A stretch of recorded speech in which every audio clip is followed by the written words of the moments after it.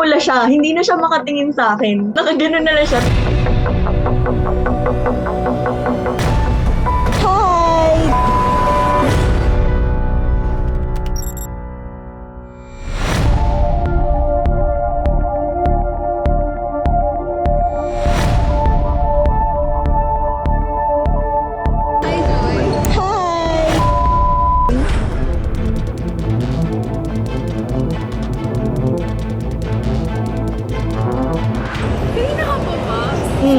Traffic kasi. Sabi ko kasi sa kanya, bawal ka mag-walk out. Mag-e-eskandalo kaming dalawa dito.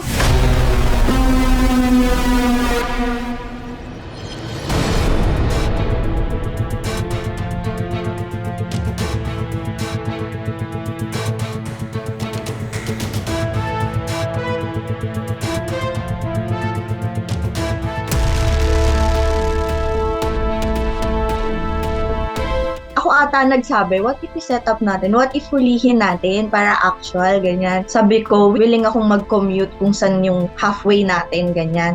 Sabi niyo talaga ba, girl? Sige, sige, ganyan. Pumayag naman siya. Sabi ko, sige, sabihan mo lang akong kailan.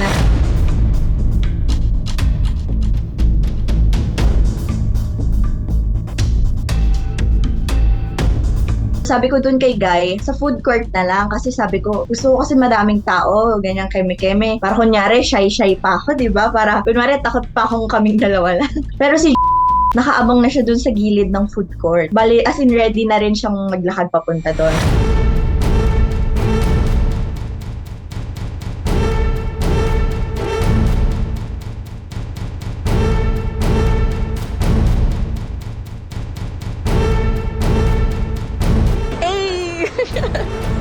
So, nung nakita ko na, edi, hi, hello. Tapos, umupo, sabi ko, tara, upo na tayo, ganyan. Tapos sabi niya, gutom ka na ba? Tapos doon siya tatabi sa akin. Sabi ko, ay, hindi pwede to. So, nung sinabi ko, nakaupo na, sabi ko, girl, andito na, naglakad na nun si Yun na yung na-post ko sa TikTok. Hi, Joy. Hi!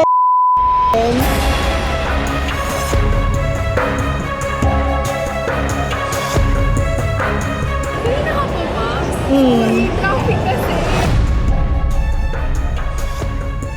Ay, eto. Sabi ko sa kanya, bawal ka mag-walk out. Mag-e-eskandalo kaming dalawa dito. So, hindi siya nakaalis. Andun lang siya. Nakaupo lang siya doon. Tapos, sinabi ni gulat ka ba? Ako rin kasi nagulat. Hindi ako makapaniwalang lolokohin mo.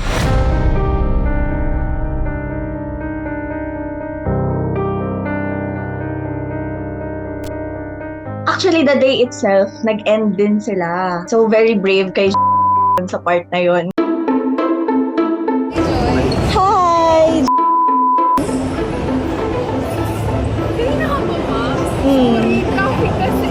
Naging friends kami sa Facebook. Tapos, siguro yung mga ilang weeks lang kami yung nagkakausap-usap. Parang nakita ko kasi yung sarili ko dun na unaware siya na may nilalandi yung boyfriend niya. Kasi kung ako, may boyfriend, tapos yung boyfriend ko may nilandi, gusto ko sabihin ng girl sa akin na nilandi siya ng boyfriend ko. Hindi ko siya aawayin kasi gusto ko malaman kung bakit ako niloloko ng boyfriend ko. Ayoko yung magmumukha kong walang alam, ganyan.